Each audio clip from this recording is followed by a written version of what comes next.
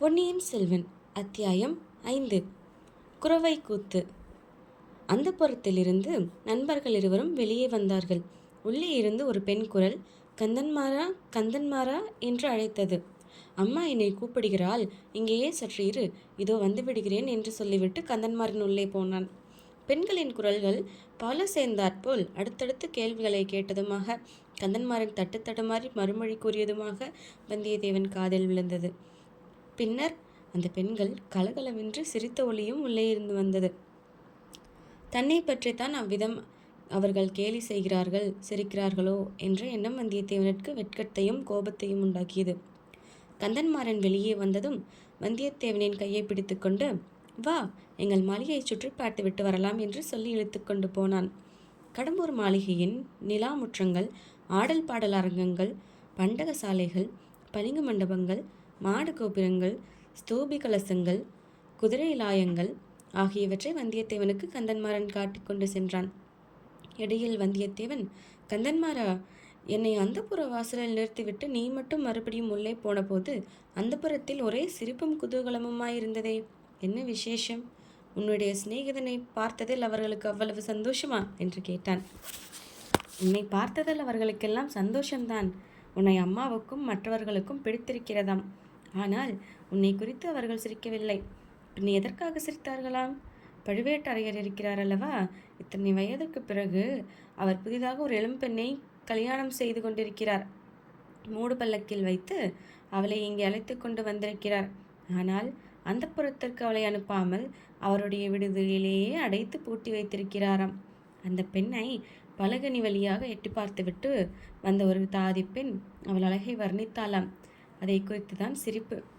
அவள் சிங்கள பெண்ணோ, கலிங்கத்து பெண்ணோ அல்லது சேரநாட்டு பெண்ணோ என்று சர்ச்சை செய்கிறார்கள். பழுவேட்டரையரின் முன்னோர்கள் சேர நாட்டிலிருந்து தமிழகத்திற்கு வந்தவர்கள் என்று உனக்கு தெரியுமல்லவா? கேள்விப்பட்டிருக்கிறேன். ஏன் நீதான் முன்னொரு தடவை சொல்லியிருக்கிறாய். இருக்கட்டும் கந்தன்மாரா, பழுவேட்டரையர் இந்த மர்ம சுந்தரியான மங்கையை மணந்து எத்தனை காலமாகிறது? 3 ஆண்டுக்குள்ளேதான் இருக்கும். மனம் செய்து கொண்டதிலிருந்து அவளை தனியாக சிறிது நேரம் கூட அவர் விட்டு வைப்பதில்லையாம். எங்கே சென்றாலும் கூட பல்லக்கில் ஆசை நாயகியையும் அழைத்து போகிறார். இதை குறித்து நாடெங்கும் கொஞ்சம் பரிகாச பேச்சு நடந்து வருகிறது.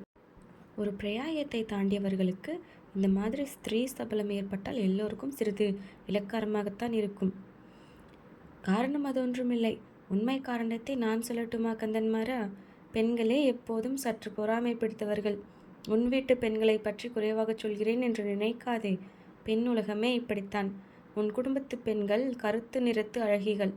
பழுவேட்டரையரின் ஆசையினாகியோ செக்கச்செவேல் என்று பொன்னிறமாயிருக்கிறாள். ஆகையால் அவளை இவர்களுக்கு பிடிக்கவில்லை. அதுதான் காரணமாக இருக்கக்கூடும். அதற்கு ஏதேதோ கதை கட்டி சொல்கிறார்கள். அடே, இது என்ன விந்தை? உனக்கு எப்படி அவளுடைய நிறத்தை பற்றி தெரியும்? அவளை நீ பார்த்திருக்கிறாயா? எங்கே, எப்படி பார்த்தாய்? வீரநாராயணபுரத்தில் பழுவேட்டரையரின் பரிவாரங்கள் சாலையோடு சென்றபொழுது கூட்டத்தோடு கூட்டமாக நானும் சாலையோரமாக ஒதுங்கி நின்று பார்த்து கொண்டிருந்தேன். யானை, குதிரை, பல்லக்கு, பரிவட்டம் எல்லாம் நீங்கள் அனுப்பி வைத்த மரியாதைகளாமே, அது உண்மையா? ஆம், நாங்கள் தான் அனுப்பி வைத்தோம். அதனால் என்ன? அதனால் என்ன? ஒன்றுமில்லை. பழுவேட்டரையருக்கு நீங்கள் அளித்த வரவேற்பும் மரியாதையும் எனக்கு அளித்த வரவேற்பையும் ஒப்பிட்டு பார்த்தேன். கந்தன்மாறன் லேசாக சிரித்துவிட்டு, இறை விதிக்கும் அதிகாரிக்கு செலுத்த வேண்டிய மரியாதையை அவருக்கு அளித்தோம். ஒரு காலத்தில் முருகன் அருளால் நீ இந்த வீட்டிற்கு மருமக பிள்ளையானால் தக்கவாறு மாப்பிள்ளை மரியாதை செய்து வரவேற்போம் என்றான். பிறகு வேறு என்னமோ சொல்ல வந்தாய், அதற்குள் பேச்சு மாறிவிட்டது. ஆம், பழுவேட்டரையருடைய ஆசை நாயகி நல்ல சிவப்பு நிறம் என்று சொன்னாயே, அதெப்படி உனக்கு தெரியும் என்றான். கடம்பூர் மாளிகையின் கரிய பெரிய மத்தகச்சத்தின் மீது பழுவேட்டரையர் எருமை கடா மீது யமதர்மன் வருவது போல் வந்து கொண்டிருந்தார். என்னுடைய ஞாபகமெல்லாம் அவர் மேலேதான் இருந்தது. ஒரு காலத்தில் அவரை போல் நானும் ஆக வேண்டும் என்று மனோராஜ்யம் செய்து கொண்டிருக்கையில் அடுத்தாற்போல் ஒரு மூடு பல்லக்கு வந்தது. மூடு பல்லக்கில் யார் வரக்கூடும் என்று நான் யோசித்து கொண்டிருந்த பொழுது பல்லக்கின் திரையை உள்ளிருந்து ஒரு கை சிறிது விலக்கியது. விலக்கிய திரை வழியாக ஒரு முகமும் தெரிந்தது. கையும் முகமுமாய் நல்ல பொன்னிறமாய் இருந்தன. அவ்வளவுதான் நான் பார்த்ததெல்லாம். நீ இப்பொழுது சொன்னதிலிருந்து அந்த பெண்தான் பழுவேட்டரையரின் ஆசை நாயகி என்று ஊகிக்கிறேன். அச்சமயம் எங்கேயோ சமீபத்திலிருந்து வாத்தியங்களின் முழக்கம் கேட்கத் தொடங்கியது. சல்லி, கரடி, புல்லாங்குழல், உடுக்கு ஆகியவை சேர்ந்து தப்பித்தன. இது என்ன முழக்கம் என்று வந்தியத்தேவன் கேட்டான். குறவை கூத்து நடக்கப் போகிறது. அதற்கு ஆரம்ப முழக்கம் இது. நீ குறவை கூத்து பார்க்க விரும்புகிறாயா, அல்லது சீக்கிரம் உணவு அருந்துவிட்டு நிம்மதியாக படுத்து தூங்குகிறாயா? ஆழ்வார்க்கடியான் குறவை கூத்து பற்றி குறிப்பிட்டது அச்சமயம் வந்தியத்தேவனுக்கு நினைவுக்கு வந்தது. குறவை கூத்து நான் பார்த்ததே இல்லை, கட்டாயம் பார்க்க வேண்டும் என்றான். அந்த நண்பர்கள் இன்னும் சில அடி தூரம் சென்று ஒரு திருப்பத்தில் திரும்பியதும் குறவை கூத்து மேடை அவர்களுடைய கண்களுக்கு புலனாயிற்று. மேடைக்கு முன்னால் சபை கூடவும் தொடங்கிட்டது. சுற்றிலும் அரண்மனை சுவரும் கோட்டை கொத்தளங்களின் மதிலும் சூழ்ந்த இடத்தில் வெண்மணல் விரித்த விசாலமான முற்றத்தில் குறவை கூத்து மேடை அமைக்கப்பட்டிருந்தது. மேடையில் கோழியைப் போலும் மயிலைப் போலும் அன்னத்தைப் போலும் சித்திரங்கள் போட்டு அலங்கரித்திருந்தார்கள். செந்நெல்லை வறுத்த வெள்ளிய பொறிகள், மஞ்சள் கலந்த திணையரிசிகள், பல நிற மலர்கள், குன்றிய மணிகள் முதலியவற்றை அந்த மேடை அழகுபடுத்தியிருந்தார்கள். குத்து விளக்குடன் தீவர்த்திகளும் சேர்ந்து எரிந்து இருளை விரட்ட முயன்றன.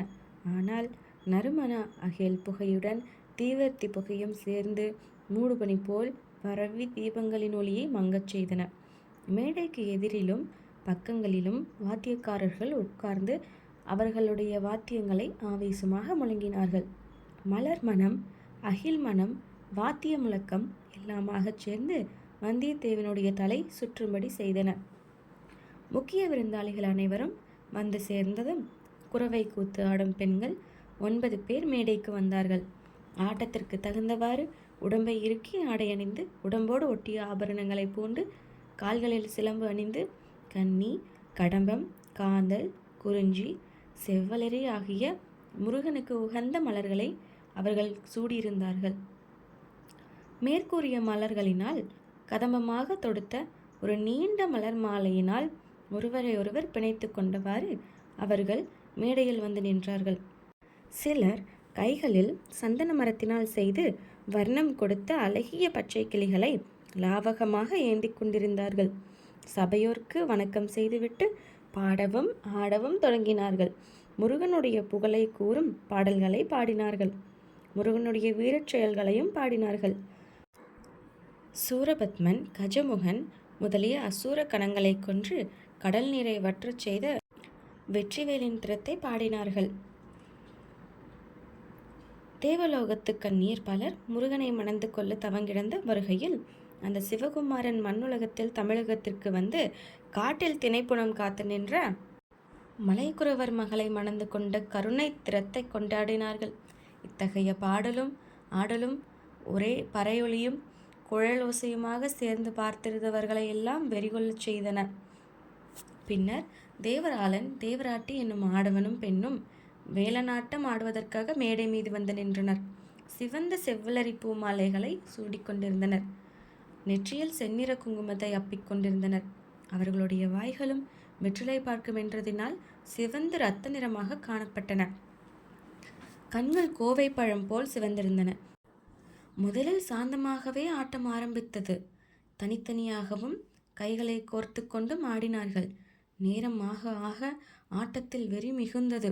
மேடையிலே ஒரு பக்கத்தில் சாத்தியிருந்த வேலை தேவராட்டி கையில் எடுத்து கொண்டாள். தேவராளன் அதை அவள் கையிலிருந்து பிடுங்க முயன்றான். தேவராட்டி தடை செய்தாள். இறுதியில் தேவராளன் மேடை அதிரும்படியாக ஒரு பெரிய கொதி குதித்து தேவராட்டி கையிலிருந்த வேலை பிடுங்கிக் கொண்டான்.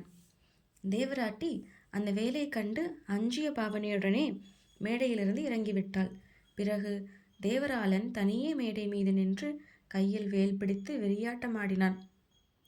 சூரன் முதலிய அசூர கணங்களுக்கு தவிடுபொடியாகி விழுந்தனர்.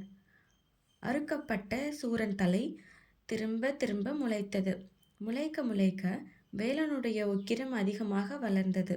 அவனுடைய கண்ணிலிருந்து தீப்பொறி பறந்தது. கடைசியில் சூரபத்மன் இறந்து விழுந்தான். தேவராளனும் கைவேலை கீழே போட்டான். இப்போது மற்ற வாத்தியங்கள் எல்லாம் நின்றுவிட்டன. உடுக்கின் சத்தம் மட்டும் கேட்டது.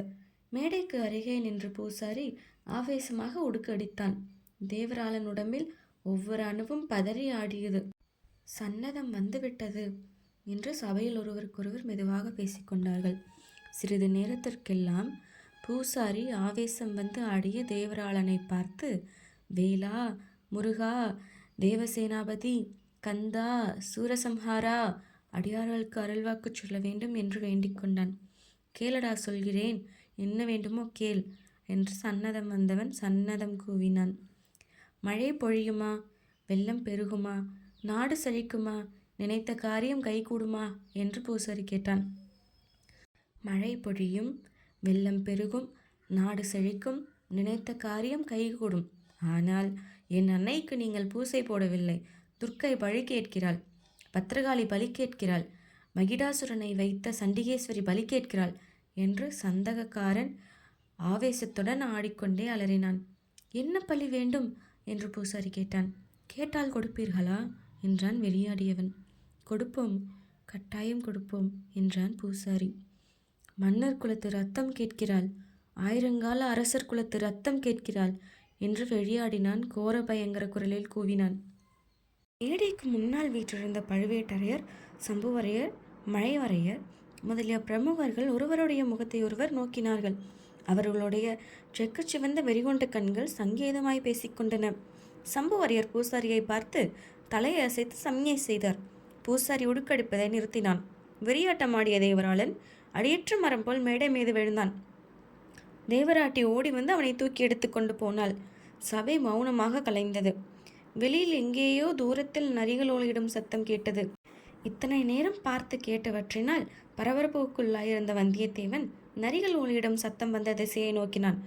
அங்கே அம்மாளிகையின் வெளிமதில் சுவரின் மீது ஒரு தலை தெரிந்தது. அது ஆழ்வார்க்கடியானுடைய தலைதான். ஒரு கணம் வந்தியத்தேவன் பயங்கர உணர்ச்சிக்கு உள்ளாகினான். ஆழ்வார்க்கடியானுடைய தலையை வெட்டி அந்த மதில் மேல் வைத்திருந்தது போல் பிரமை உண்டாயிற்று. கண் இமைகளை மூடித்திறந்து பார்த்த போதுதான் அந்த தலையை காணவில்லை. அத்தகைய வீண் சித்து பிரமைக்கு தான் உள்ளானது குறித்து வெட்கமடைந்தான் வந்தியத்தேவன். வல்லவரையனின் பயணம் தொடரும்.